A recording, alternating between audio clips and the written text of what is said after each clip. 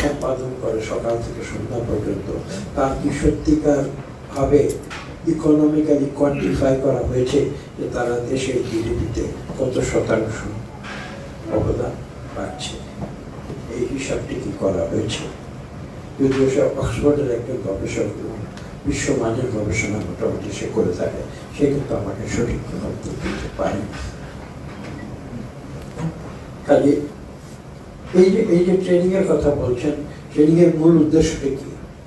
Training এর মূল উদ্দেশ্য আমি যেটা দেখতে পাই, এই যে আপনাদের সঙ্গে কথা বলছি, আপনারা আবার আপনাদের প্রত্যেকের যার যার এলাকায় গিয়ে আপনারা কথা বলবেন, আমি এটা বিশ্বাস করি আলটিমেট যে অবজেক্টিভ সেটা হচ্ছে যে আমাদের দেশটাকে আমরা যাতে সুন্দরভাবে একটি গণতান্ত্রিক এবং আমি প্রথমেই যেটা বলেছি যে দেশের মানুষের প্রত্যেকের অধিকার নিশ্চিত আছে সেই রকমের একটি সমাজ এবং রাষ্ট্র ব্যবস্থা গড়ে তুলতে, সেই কারণেই কিন্তু আজকে আমরা ট্রেনিংগুলো করছি।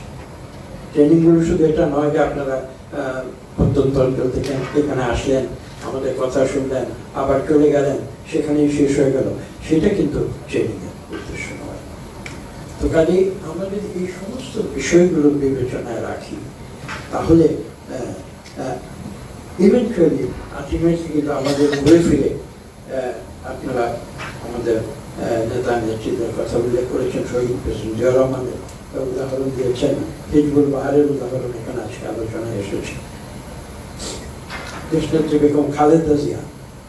দেখুন তার ট্রেনিংটি কি, আপনারা কি কখনো এটা গভীরে গিয়ে চিন্তা করছেন যে খালেদা জিয়া রাজনীতি ট্রেনিংটি কি ছিল? তিনি তো একজন গৃহবধূ, অথচ যখন এই দেশের প্রয়োজন যখন দেখা দিল, তখন কিন্তু কিছু কিছু মানুষ যারা তখন রাজনীতির সঙ্গে সম্পৃক্ত ছিলেন, তারা ভাবেন যে এই দেশকে সেই সংকট থেকে উদ্ধার করার জন্য একজন নেতা নেত্রী দরকার, এবং তারা বিনীতভাবে আহ্বান করে, একরকম আমি বলবো জোর করে, দেশনেত্রী বেগম খালেদা জিয়াকে চার দেয়াল থেকে বের করে এনে তাকে রাজনীতির অঙ্গনে নিয়ে আসে। এবং রাজনীতির অঙ্গনে আসার পরে তিনি কি করেছেন? তিনি কিন্তু ঘরের ভিতরে বসে থেকে রাজনীতি করেন। আপনাদের নতুন প্রজন্ম হয়তো জানে না, কিন্তু এখানে যারা সিনিয়র যারা রয়েছেন তারা নিশ্চয়ই সেই দৃশ্যগুলো মনে আছে। ঢাকার রাজপথে, ঢাকার বাইরের রাজপথে দেশনেত্রী বেগম খালেদা জিয়া তিনি নিজের পায়ে হেঁটে রাস্তায় তিনি মিছিল করেছেন, এবং আমার সৌভাগ্য হয়েছে সেই সব মিছিলে তার পাশে বা তার পেছনে থাকা সেই সৌভাগ্য হয়েছে। আমি দেখেছি, লক্ষ্য করেছি। অনেকে ভয় পেয়ে পুলিশের মুখোমুখি হয়ে থেমে যেতে চেয়েছে, তিনি বলছেন থামার প্রয়োজন নেই, আসুন আমরা সামনে যাব।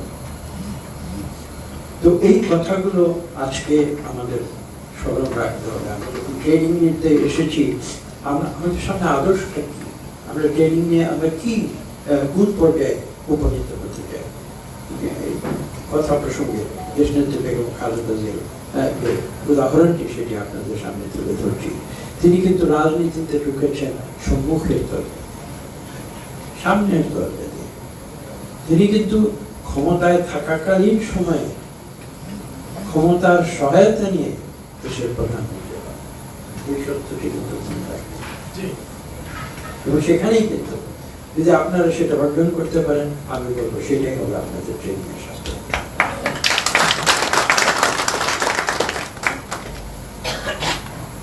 আরো অনেক কথা বলার আছে। আমি এই ধরনের কর্মসূচিতে আমি যেহেতু আমরা সম্পৃক্ত, রাজনীতির বাইরেও সম্পৃক্ত, এই কাজগুলো আমরা করে থাকি। দিনের পর দিন আমরা এই ধরনের এক্সারসাইজ আমরা করেছি। আমাদের একটি প্রতিষ্ঠানও আছে যেখানে আমরা এই কাজগুলো করে থাকি। দেখুন, নেতৃত্ব, লিডারশিপ, আপনাদের তো একটা উদ্দেশ্য হচ্ছে লিডারশিপ, লিডার তৈরি করা। এই সম্বন্ধে চমৎকার বক্তব্য রেখেছে সালাম। তবে সালামের বক্তব্য আমি বিশ্বাস করি আপনারা তার সঠিক যে ইঙ্গিত, সেই সঠিক ইঙ্গিতটা আপনারা অনুধাবন করবেন। সালাম কিন্তু অত্যন্ত আমি বলবো যে একটি ট্যাক্টফুল ভাষায় কিন্তু আপনাদের ট্রেনিং, এবং সেখান থেকে মূল অর্থ সেটা কিন্তু আপনাদের দিতে হবে। দেখুন, আমি খুব সংক্ষেপে সামারির মতো করি। একটা ডিবেট আছে, এটা অস্বীকার করা যায় না। যেমন আমি আপনাদের মিটিংয়ে বোধহয় একদিন বলেছিলাম,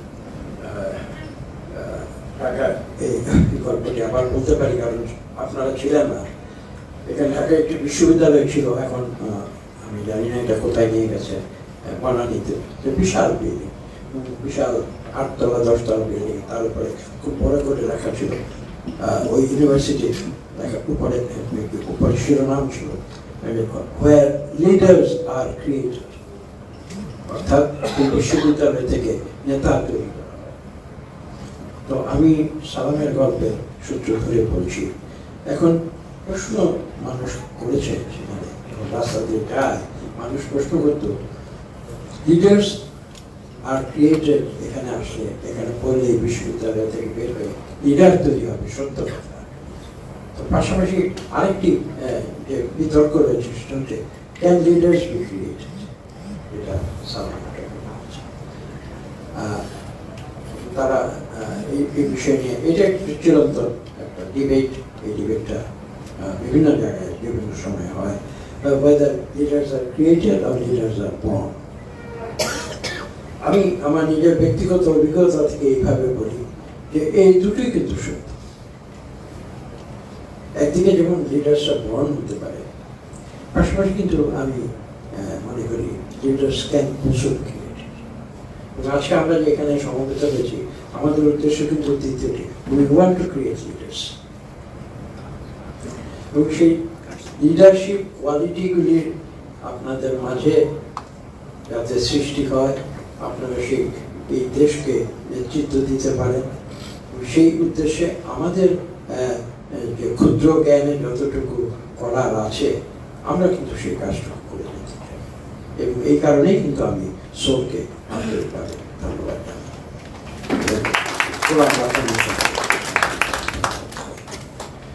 এখানে আমাদের বুঝতে হবে, আমি খুব সংক্ষেপে একটু আপনাদের অনেক সময় নিচ্ছে কিনা জানি না। আমি যেহেতু এই ধরনের কাজ করে থাকি, আমি একটু আগে আমার ডায়েরি ঠিক করে ডকুমেন্ট আবার দেখলাম। আমি বিভিন্ন জায়গায় যখন লিডারশিপ সম্বন্ধে কথা বলি, আমি লিডারের 5টি গুণাবলী চিহ্নিত করেছি। এগুলো জন্ম থেকে আসলে leaders need not be born. হ্যাঁ, অনেকেই জন্ম থেকে নিয়ে আসে, তাদের জন্য কাজটা সহজ, কিন্তু তার অর্থ এই না যে যারা লিডার হয়ে জন্মগ্রহণ করেনি তারা লিডার হবে না। এটা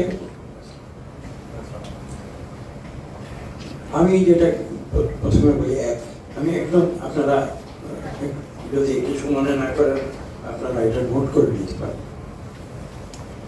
আমি অনেক চিন্তা করে এই কথাগুলো আমি যখন বিভিন্ন ফোরামে যখন আমি লিডারশিপ নিয়ে কথা বলি তখন আমি এই বিষয়গুলো আলোচনা করি। প্রথম কথা হচ্ছে, আমি মনে করি লিডারশিপ, পলিটিক্যাল লিডারশিপ, আর যদি আলাদা করে পলিটিক্যাল লিডারশিপ বলছি না, লিডারশিপ বিভিন্ন ধরনের হতে পারে। এখানে কিন্তু আমার মোটামুটি পলিটিক্যাল লিডারশিপ কথা। তার প্রথম যে গুরুত্বপূর্ণ বিষয়টা আমি মনে করি কমিটমেন্ট টু পিপল, জনগণের প্রতি আমাদের একটা কমিটমেন্ট থাকা, সেটা আমাদের প্রথমে রাখতে হবে। আমি যদি সবসময় নিজের জন্য কাজ করি তাহলে কিন্তু লিডার হবে না।